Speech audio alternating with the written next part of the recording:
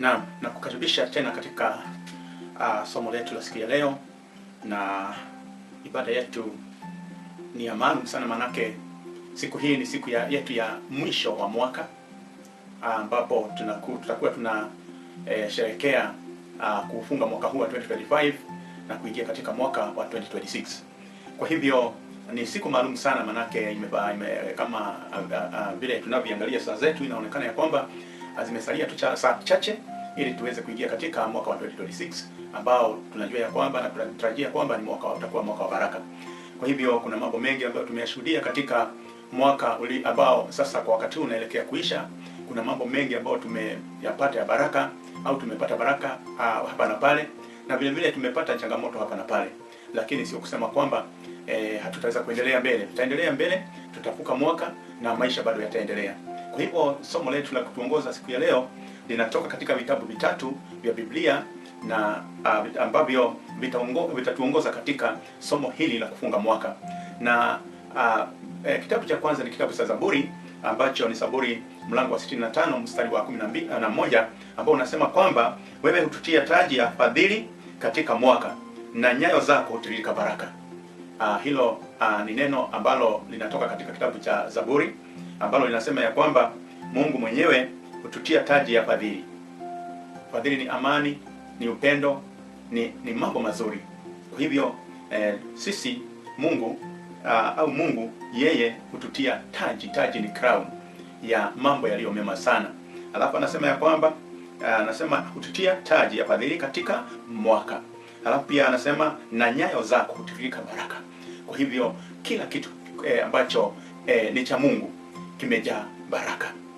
Na vile vile katika kitabu cha Yoshua sura ya 3 mstari wa 5, Biblia inasema ya kwamba jikaseni, kwa maana kesho Bwana atafanya mambo ya ajabu katikati yenu.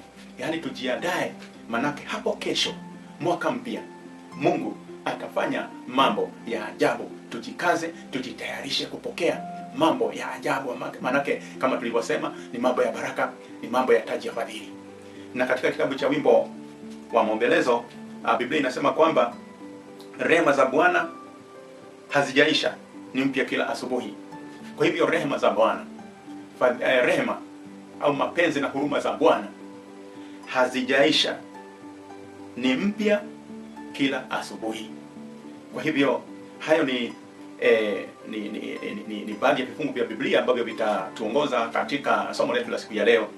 Na tujue ya kwamba leo tumesimama katika mpaka wa wakati. Nyuma yetu ni 2025 na mbele yetu ni 2026. Kwa hivyo huu ni usiku wa kawaida, au huu si usiku wa kawaida, ni usiku wa kutafakari, kutoa shukrani, kuachilia na kuanza upya. Umeyasikia hayo? Kwa hivyo huu si usiku wa kawaida, manake siku hii na usiku huu hakika si usiku wa kawaida, manake utakuwa usiku wa mambo ambayo ya mambo haya. Jambo la kwanza ni kutafakari, ni kukaa chini na kufikiria. Kutafakari ni kufikiria.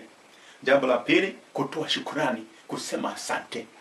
Jambo la tatu, kuachilia. Tunaachilia nini? Yale ambayo tulikuwa tumeyabeba mwaka wa 2025, na pia kuanza upya, tuanze mambo mapya.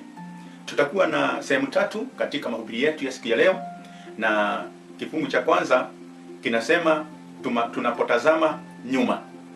Yaani tunapotazama nyuma, na tutakuwa tunaangalia shukrani. Tutakuwa na mambo ya kusema ya shukrani.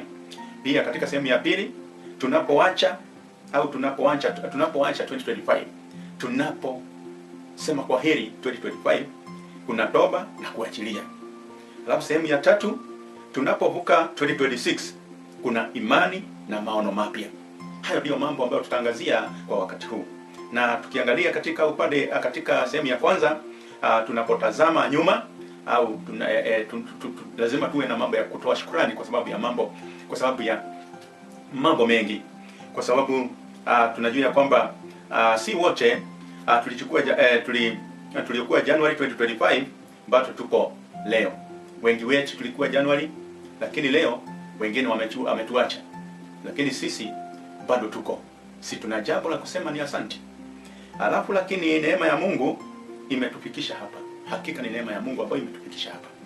Kwa hivyo Hilo ni jambo ambalo tunatakiwa kulisema au kulisemea, kulitolea shukrani kwa Bwana. Sio watu wengi ambao tulianza nao Januari ambao bado wanaendelea kuishi. Wengine wametuacha. Wengine wametuacha, sisi bado tunaendelea mbele. Tuna kila jambo la kusema asante kwa Bwana. Kwa hivyo tumepitia mambo mengi ambayo wakati mwingine yalitusumbua, tukapitia pengine magonjwa, misukosuka, hasara, vishindo na mambo mengine kama haya.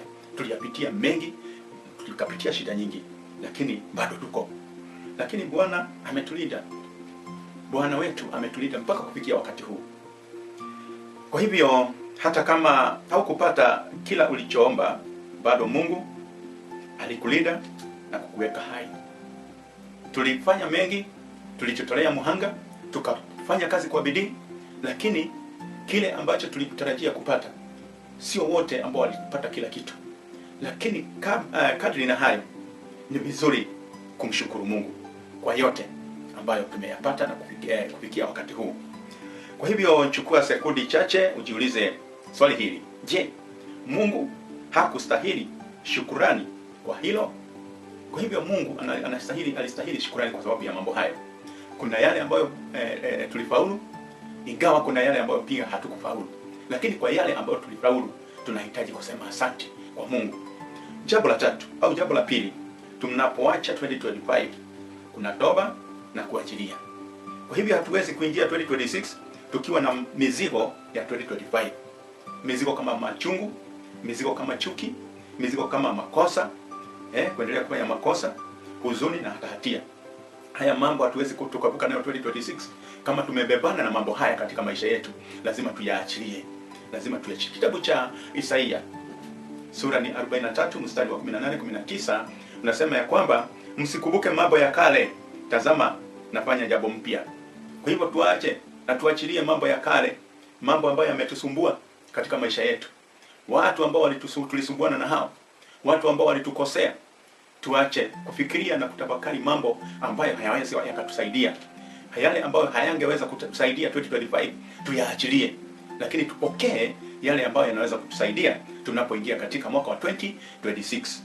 So kabla mwaka huu haujaisha, ni vizuri kusamehe, ni vizuri kuomba msamaha, ni vizuri kuachilia yaliyotuumiza, na ni vizuri kuweka chini makosa yetu kwa Yesu.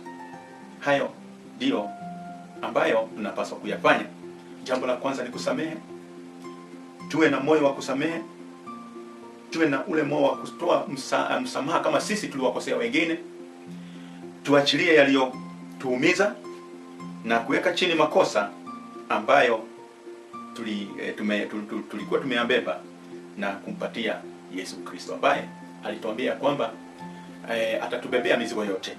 Jambo la tatu, tunapovuka 2026, imani na maono mapya. Lazima tuwe watu wa imani, waliojaa imani na maono mapya. New vision, lazima tuwe na new vision, yani maono mapya. Tusiendelee kukaa kama jana, bali tuendelee tukibadilika na tukijikakamua na kupanga mambo mapya. Tuwe na maono mapya. 2026 haingii kwa bahati, bali inaingia kwa maamuzi ya kiroho. Kwa hivyo 2026 haitaweza kuingia kwa sababu ni kubahatisha, yani tulibahatisha. Lazima ingie kwa maamuzi ya kiroho. Kitabu cha Yoshua 24 mstari wa 15 inasema ya kwamba mimi na nyumba yangu tutamtumikia Bwana. Kwa hivyo hayo ni maono. Kuanzia masaa hayo yamebaki machache, tunapoingia katika 2026, tunaweza kutafakari na kusema ya kwamba kuanzia wakati huu mimi pamoja na nyumba yangu tutamtumikia Bwana. So nataka ujiulize maswali haya. Je, nitakuwa mtu wa aina gani 2026? Wewe utakuwa mtu wa aina gani 2026? Utabadilika? Utakuwa na maono mapya? Utakuwa mtu wa aina gani?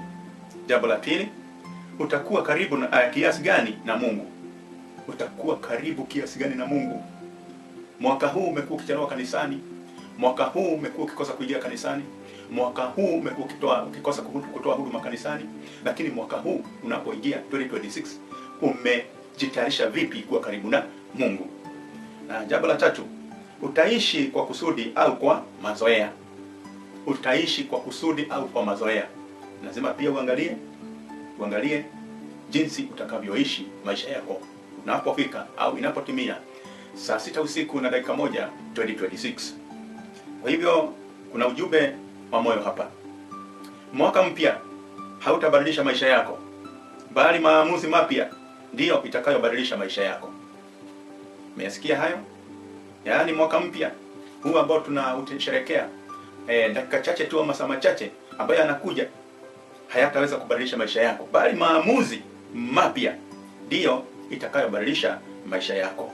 Kwa hivyo leo usivuke mwaka kwa kelele tu, vuka kwa moyo uliobadilika.